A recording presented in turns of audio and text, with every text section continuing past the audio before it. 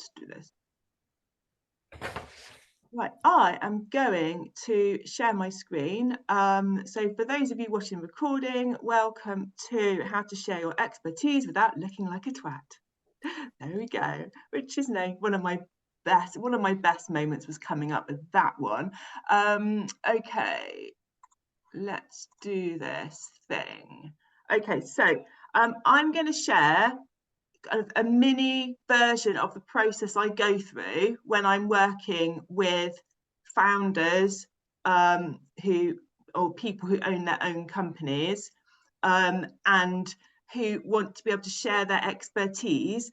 And sometimes it depends on the client, but sometimes the things they want to share might be slightly different to what their company talks about. So there might be two slightly different things, or they might be completely aligned. So the first thing we do is discover that part of it. So that's what we're going to go through today. It's like working out if what you talk about is your company or if they're slightly different.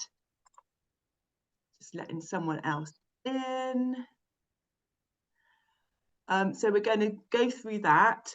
But first of all, I just thought I'd share a few bits. Welcome, Amanda. We're recording and I've only just started. So why share your expertise? It's one of the best ways to build trust in your company. And trust is good for your staff and for your employees because it is well reported that staff that trust your company are going to stay in that company, they're going to work harder, they're going to have fewer sick days. Okay, so that's one. And at the moment, a lot of my conversations with clients are ones of employee engagement and making sure that their employees are happy at their company. There's a lot of choice for employees at the moment. So trust is really important, and the founder's trust is really vital. Trust is also good for your bottom line. So there are several studies that report how much more money your business is going to earn if it's a high trust company. Okay, so that's why I talk so much about sharing your knowledge and your expertise.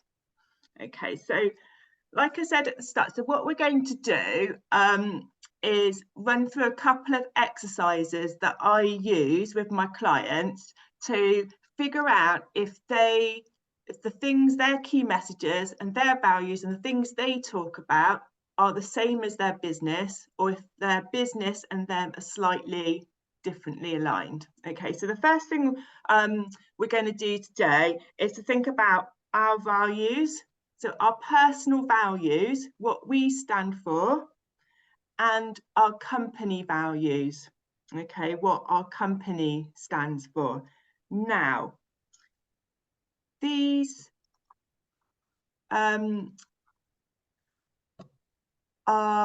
they can be the same. So for my business, my personal values are the same. I founded my company on my values, which are curiosity, like we're always learning, tenacity, we never ever give up, and also thoughtfulness, which is how we approach everything. And those are kind of my values as a human in the world as well. So for me, those are the same. For you, they might not be. So I think if you could spend a couple of minutes now, just write down your own personal values and your company values.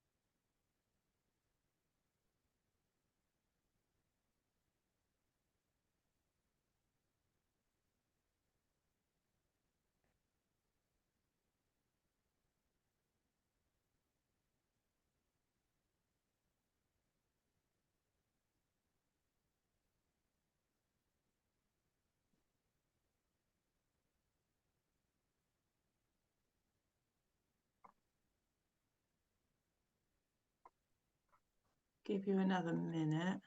I'm watching Danny's writing.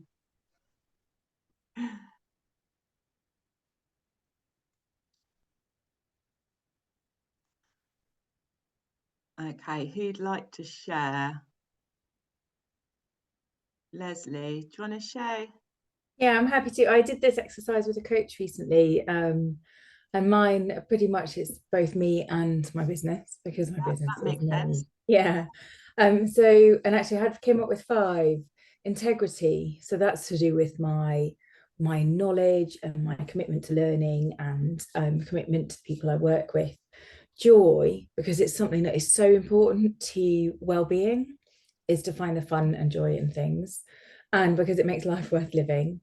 Connection, which is about both connecting to yourself as well as to other people and to nature and nature's cycles. Movement, because that's about having a fluidity to your life as well as incorporating movement into your day-to-day life, and a sense of purpose. So purpose was the last one. Love those. They're very suitable for you and your business as well, as I know it, which is great. Yeah, who else would like to share? Stick your hand up. Marcus. Well, I started off with some ones about being creativity, style, clarity, integrity. But then I forget there's one thing that I really, really base my values on, and it's the Japanese principle of ikigai. And that really works for me. When I discovered that only recently, I thought, wow, this is really everything I'm about. And just for those people who don't know what ikigai is about, it's based around 4 principles. Very succinctly, they're based around doing what you do. You have to do what you do it well. You do it the best that you can do it. It's got value for the world, and you get paid for it. So I think those quite sum up what I'm all about with myself and my business. Yeah, wonderful. Love that. That's really insightful. Amanda, would you like to share? I've never come across Ikigai, but that sounds perfect. Yes, I saw a book about it. I'm going to buy it now. Yeah. Yeah. Well, that's it, really. I have to be honest. That is it. That's what's so simple about it. But you have to get a lot. Sorry, Amanda. Sorry. You have to get alignment in each area. You can't just be good at one and not good at the other. You've got to get alignment in all 4 things. Sorry. Oh, okay. Good. Brilliant. Yeah. Well, I also have got 5 of them, like Leslie. It's like sweets. I can never just take 3. I need more than that. I'm a really big believer in like being ethical and honest and trustworthy. So that takes over 3 of them, and then the other 2 are going to be curiosity. You could call it nosy, but I think curiosity is a nicer way to put it in terms of values. And then the other one, I guess, has to be communication, because that's the sort of line of business that I'm in. So, yeah. Thank you. Lovely. Danny. That's me done. Yeah, I'm going to mix mine up a bit. I always thought, I remember doing this a while ago, and I thought to myself, what can be up? I found a lot of my life like conflicting. So I used the values to kind of almost break me out of my shell a little bit. And my first one is always progress, and which kind of, a lot of people say innovation, but I think people think technology around that, when actually it doesn't have to include technology, but just progress, moving forward all the time and not dwelling on what's happened, but focusing on what could be. Patience, quite opposite to progress, that progress doesn't have to be fast. We can do it 1 step at a time, 1 person at a time, 1 millimeter at a time, whatever the measurement is. So patience is really important. And the final one is the one that helps me break out of my shell every now and again, and that's bravery. I was always a really quiet kid, and even though to the public I'm quite vocal or talk about things I believe in quite a lot, actually I'm really introverted. I go to a networking thing like this, and I have to go for a walk for 3 hours on my own after, because just to recharge. So bravery is a really good value. Danny.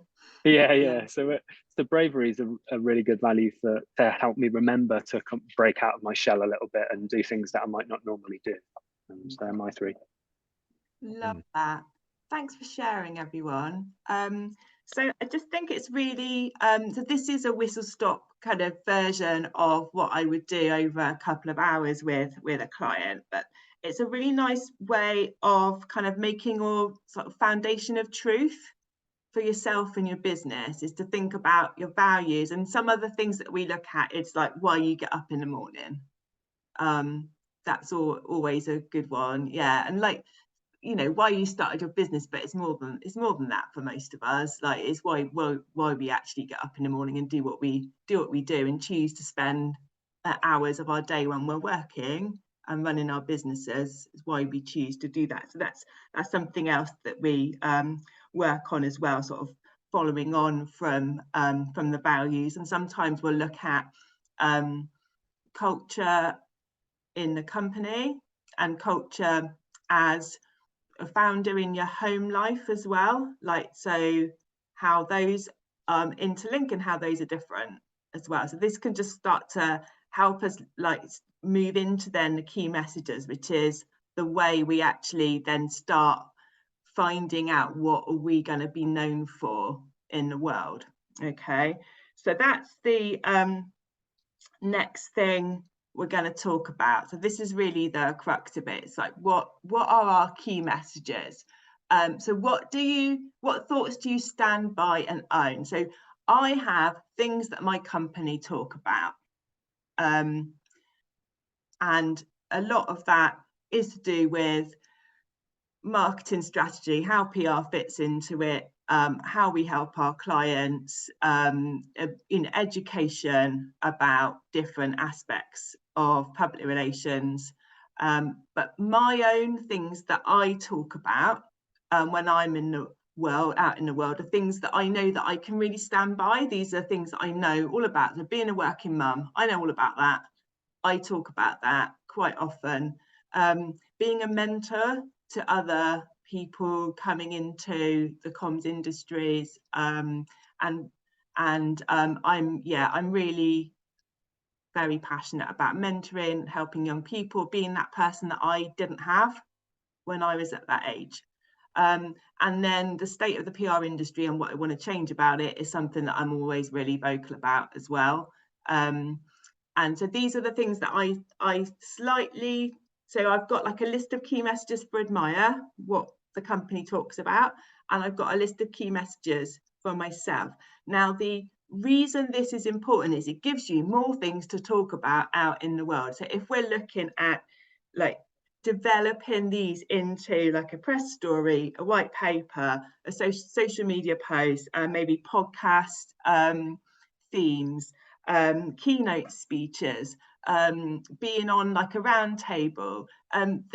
There are ways of getting in front of your target audience with your business that might not necessarily be like what your business does. It might be more personal to you. I've spoken about my eating disorder in some running publications, which is relevant for me because we do a lot of sports PR. It's relevant for me to be in front of that audience, but it wasn't about PR, it was about personal things. So that's why I find this really valuable. And I'll work on this with anyone in a company that needs to be a spokesperson. So it might not be the founder, it might be the CMO. It might be someone else in a company, and this is, we start to sort of pull together, what are you gonna put out on your LinkedIn, for instance? What's the balance between your personal messages and the ones that you stand by, and what's the balance between those in the company messages, and where's the balance, and how are we gonna make sure that it works for the end of the day? The things I talk about, I'm still at the end of the day thinking about how is this going to help my business? Because if it wasn't about business, I probably wouldn't spend my time on LinkedIn. Sorry everyone, I'd be doing something different with my time. Like, it's not the be all and end all of my life. So what I'm going to do is I'm going to stop sharing, pop you into a couple of pairs in a breakout room, so that you can quietly sort of work on your key messages and then talk to each other if that's helpful.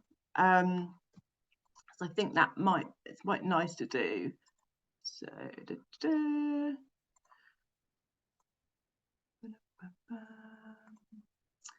right, let's do that.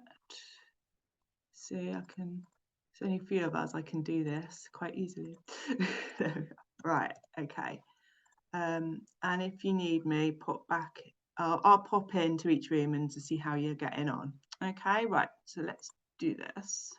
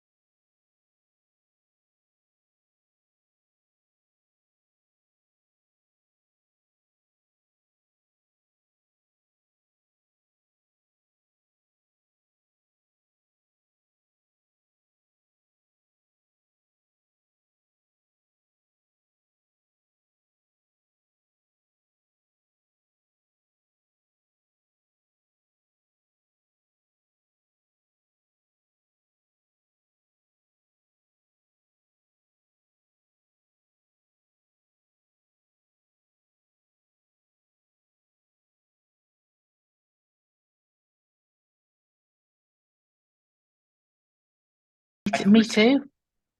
Yeah. Oh, hello. It's Andrea. Oh. Hello, Hey the up. boss is in. We were just saying, just started there, we're just saying, Amanda and I, that we both find it difficult to share personal things on LinkedIn. Yeah, well, don't have to share it on LinkedIn then, and you don't have to share it at all. Like I don't share anything personal. Like I never put pictures of my kids on the internet anywhere.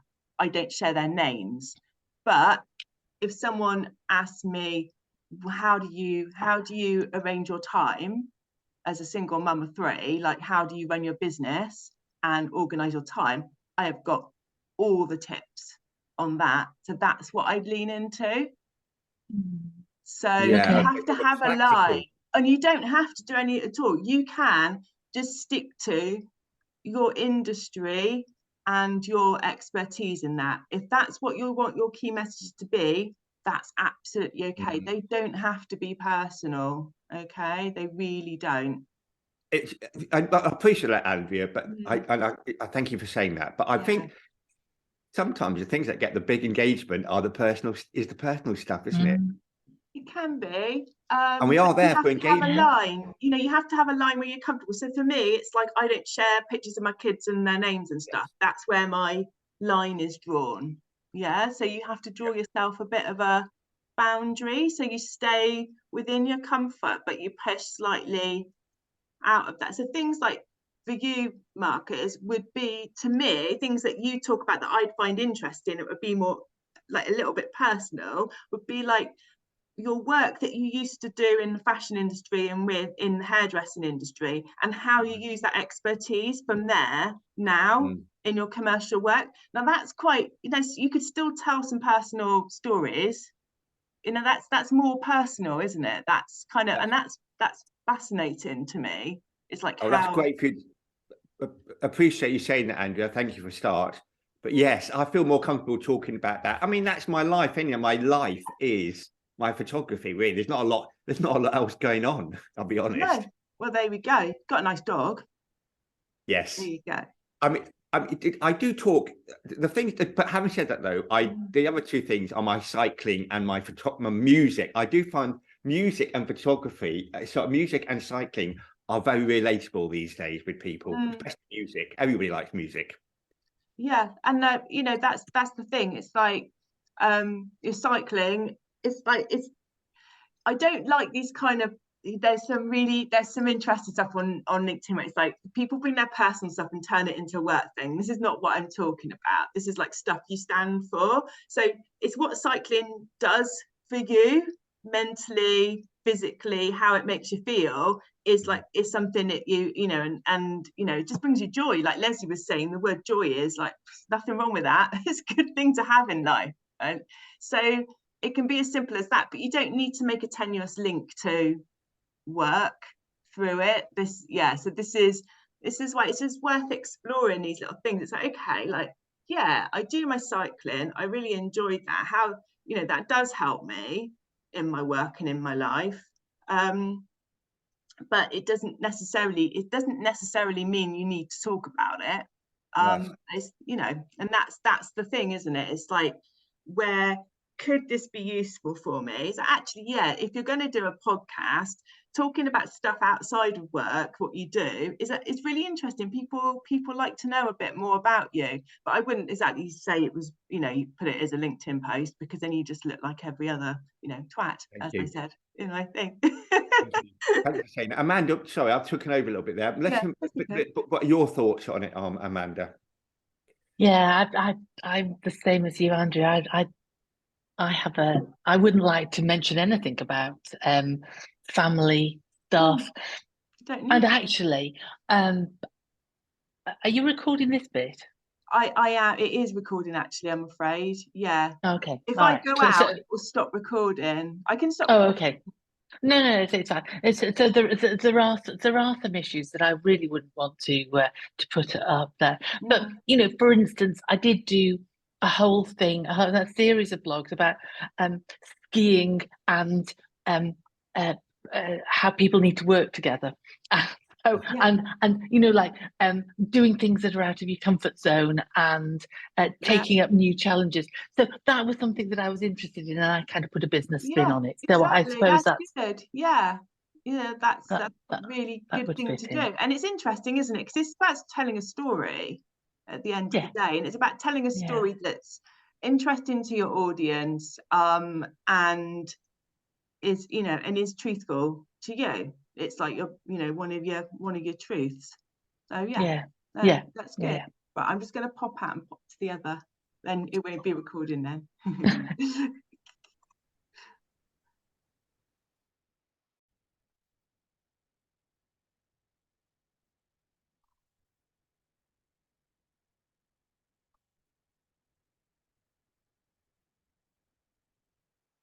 Left.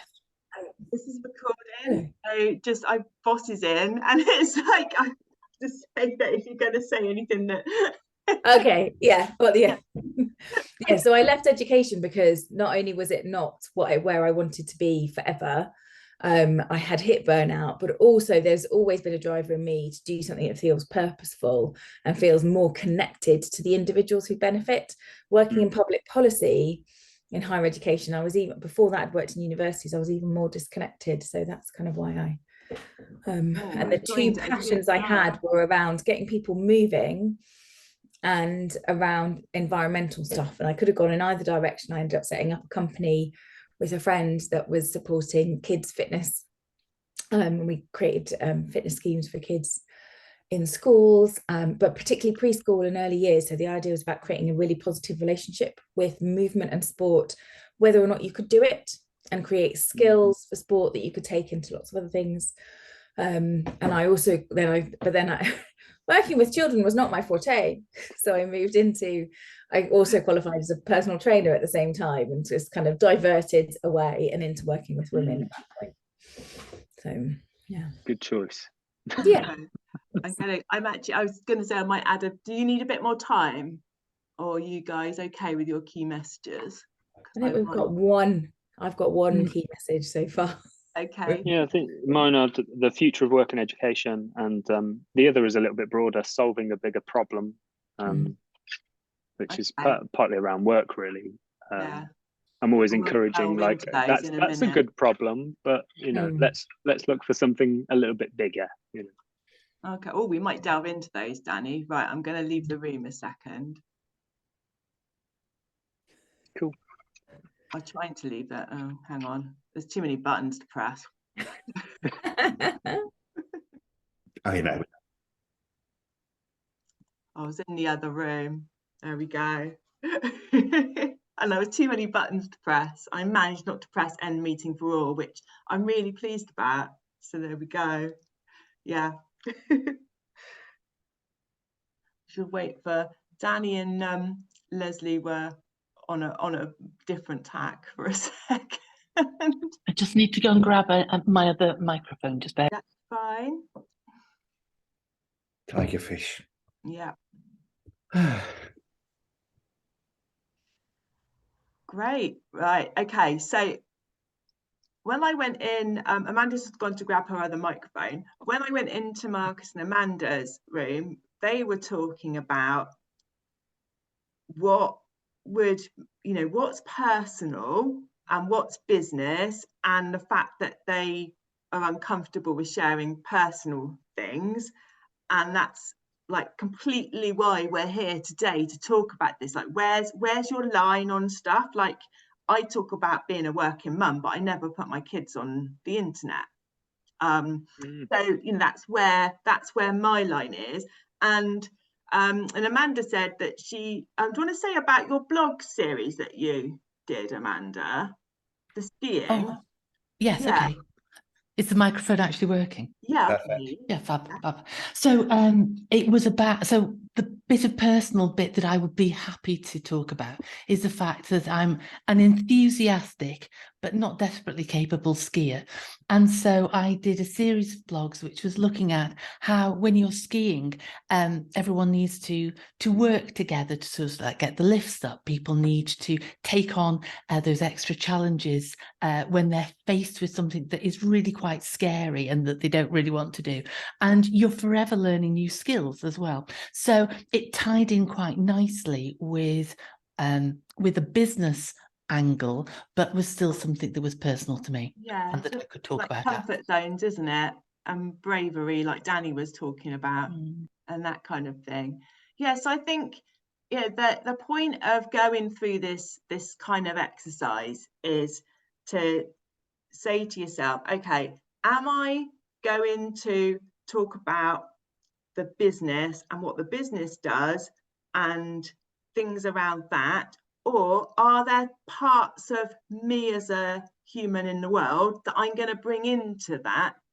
And so that's where the point is. And it's really, and actually having clarity on it saves you so much time and nonsense. Okay, this is the thing. It's like, I've got a small team. They know the sort of things that I'll talk about, the sort of things the company will talk about. It just saves everybody so much time. It keeps you focused.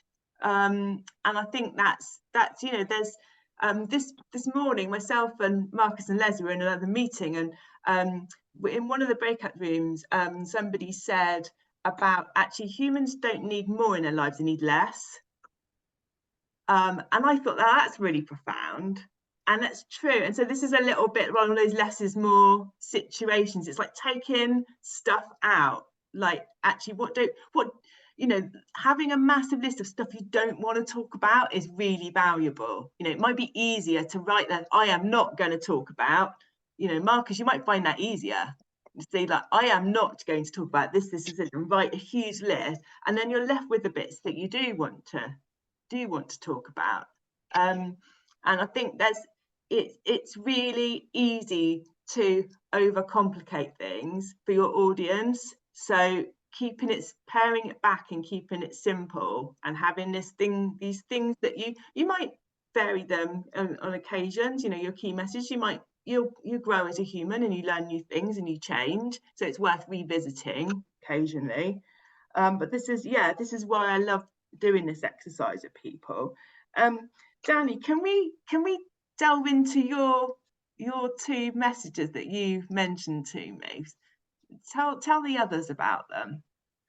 So I find that the main things I talk about, or probably the top one, is the future of work and education. I was saying to Leslie in our room that I was really lucky to take on 8 people during the Kickstart scheme, the government's Kickstart scheme in COVID, and got to experiment a lot with how the company might run with young people or with employees in there. And we got to experiment with, you know, remote working, and I really saw it as a positive thing during all the doom and gloom. So I think the future of work and education is something I'm quite passionate about. I do a lot of work with young people. I'm about to take on 13 college students for a project and a paid placement from university. And, you know, I've got the vision for what the project is, but essentially I have this belief that I call radical responsibility, which is, you know, the project is yours. You do with it what you will, you know, and I don't want to take that away from you.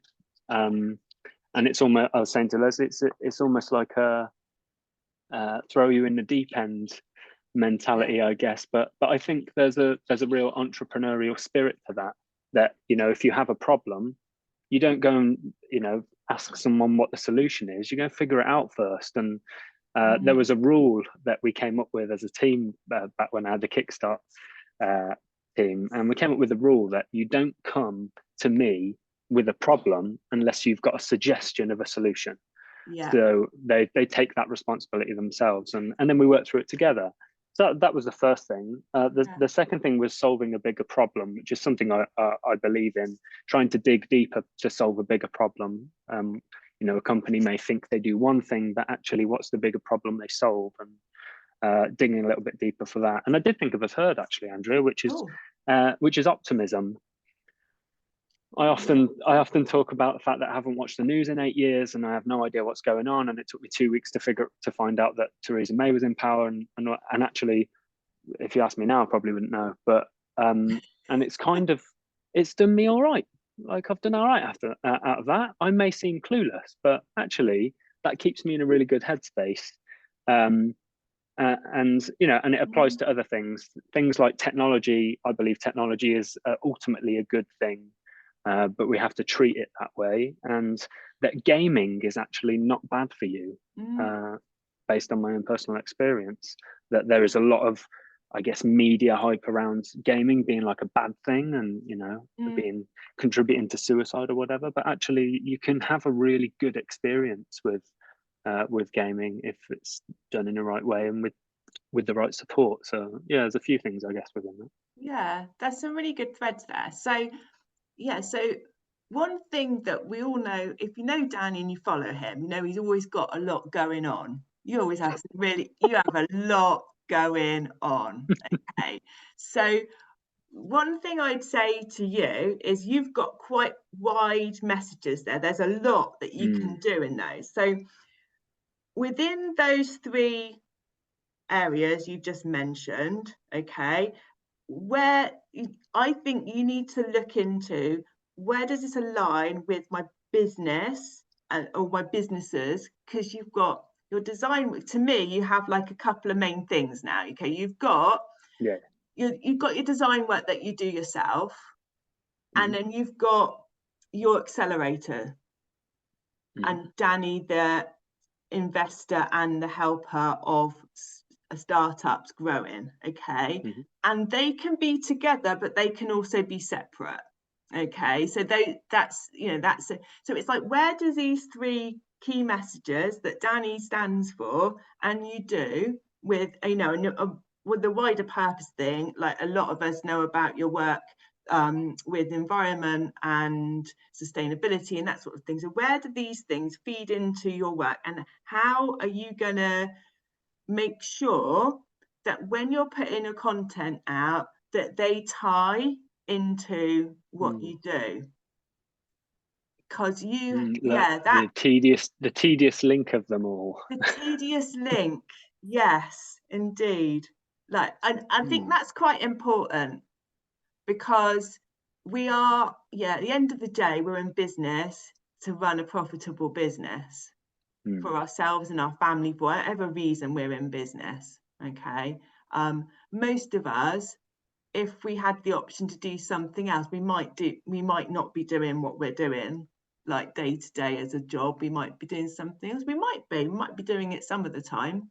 I love what I do, but I also love going running and riding horses. So you know, like I could spend more time doing that. One day I will. So it's like, yeah, it's linking it back through, Danny, to, okay, what would be useful for me, you know, for you, the things that you do a lot of really great stuff are your videos on social.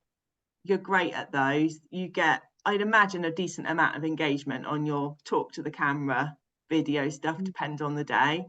But keynotes at events, so that's something that's going to become more important for you now. You're going into the accelerator world, and with the startups, it's like, okay, where can I bring my knowledge of education into helping the startups? Because you have done it, you did that massive experiment like over lockdown. It was a real interesting time, and that knowledge is really valuable for those people that you're trying to connect with. So it's like, okay, what can I do with this knowledge, and how can that move me into this new area? Does that make sense? That's what I'd be sort of linking through. And I honestly think that any speaking stuff you can do on a startup stage will be really, really good. Luckily I now own the startup stage, so so I'll put myself on it every now and again. There you go. Fantastic. Brilliant. Thanks, Andrea. Yeah, that's all right. Okay, does anyone else want to go through theirs? We learn from each other.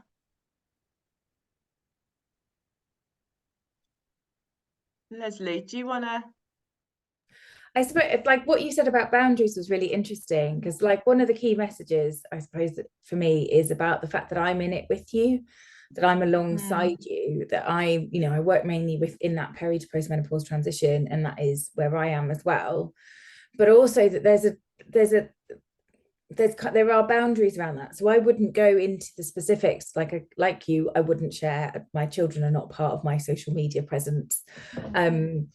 I might share my hobbies, but I wouldn't necessarily share my symptoms. I might share that I have this additional caring responsibility for my mother, but I wouldn't actually share how hard some of that is, because it's not about, because that's not what I want my prospective clients to engage with. I don't want when they come and work with me one-to-one, they need to feel like it's a safe space, but not to be involved at all in anything that's going on in my life, because that's not what it's about. So there's a really important boundary.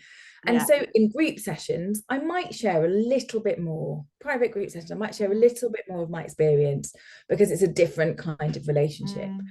But so that boundary, that boundaries that I have about what I share on social media is really important for me to, I suppose, keep reviewing them and make sure that I'm not giving a message that, you're going to be my best friend and learn all about my stuff.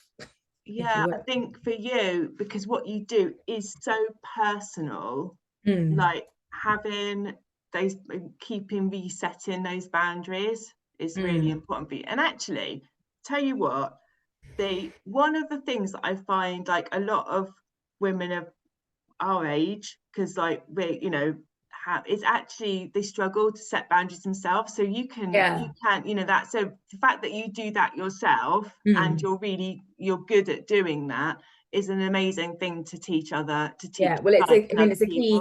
it's a key thing. In fact, that's one of the things that's come up in the last couple of weeks, is boundaries around stuff to do with my mother. How do I create them? But actually, that sharing how I do go that process without what those boundaries are is useful. And then the other key message is that about having a positive approach to change and challenge in whatever you do. So rather than it being, because I do feel like there's a lot of doom and gloom around menopause and around the sandwich years and around women in midlife, but actually there's lots and lots of positive opportunities, and that's definitely something I want to make sure that I get across, that it's there are opportunities, not all challenges, but to acknowledge that it's not all, some of it's not easy. I think that's really lovely, and knowing how your social content and how you run things, you do have a really nice balance with that.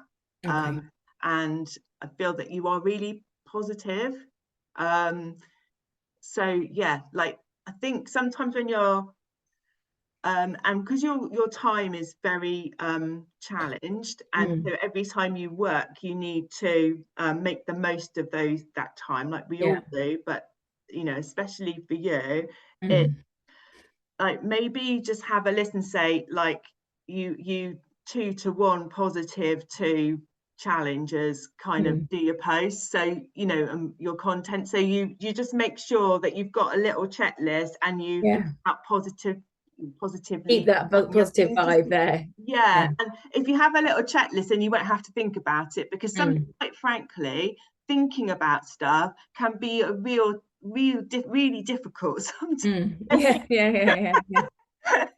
Yeah, no, I'm going through a process of kind of simplifying how I show up and where I show up and how I delegate elements of that as well.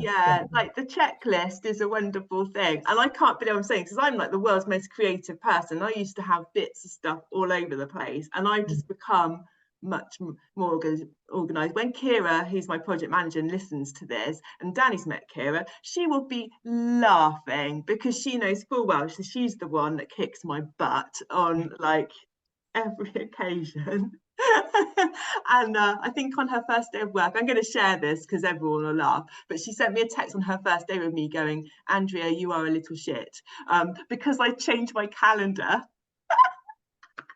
And I was just like, I know this is the right person to work with me, because I got in and messed out all her settings.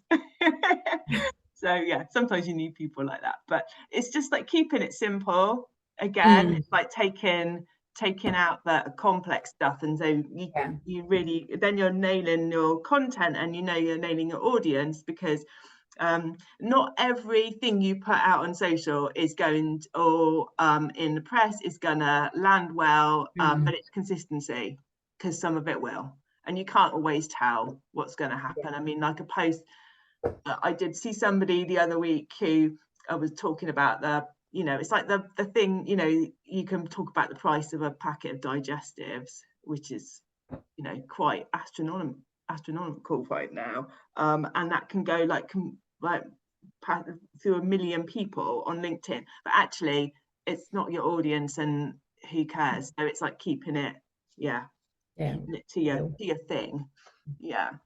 How do you feel, Marcus, now? We've talked a bit about personal stuff and work stuff and boundaries. Andrew, I was just been thinking in this conversation about part of the thing that I've always enjoyed about being British is the fact that we're very private people. And I've always thought that is a very attractive quality. And I just wonder, and this is a slightly ironic statement, because I promote personal brand as being a branding photographer, but I do wonder if this openness, or this desire to be open, is a result of the Americanization and being open with your feelings, and therefore coming back to business the way that your own personal brand has exploded through social media. This fact, you feel you need to be open because it's come from America, if that sort of makes sense. I'm rambling a little bit, but do you understand what I mean? I do understand what you mean. I think there's a difference between being open and, as a leader of a company, being honest and truthful, and being true to yourself, and oversharing of, not having a boundary, like Leslie was talking about. And there's a lot of people who have lost, not done the boundary lesson out there. And it keeps people like me and Amanda in work sometimes. We've seen it, right? But yeah, I'd much rather people did have, that a nice line that they don't cross, and we know where that is. But I agree, and I think it's it's down to everyone's individual responsibility to know that, and to know where that is. So I'm just going to bring a few little learnings together, if you don't mind. So when you have your key messages, they can be as personal to yourself as you want them to be.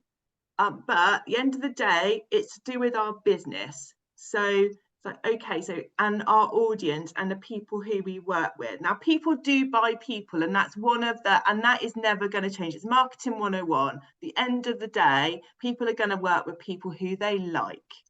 And that is, so we need to give our audience enough of a glimpse of us for them. You know, we're actually self-selecting our potential clients that way. We're losing the leads that aren't going to work for us. You know, it saves us a bit of time.